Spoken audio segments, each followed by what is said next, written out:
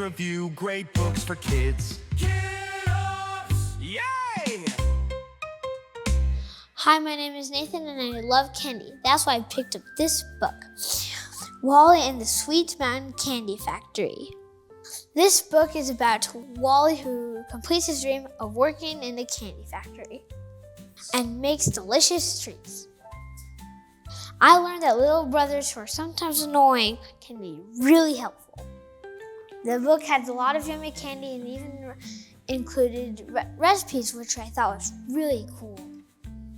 The illustrations were bright, funny, and made everything look tasty. My favorite picture was of the characters eating pancakes because they look so delicious. The story made me hungry because it described so much delicious food. Wally is my favorite character because he could make me candy all day long.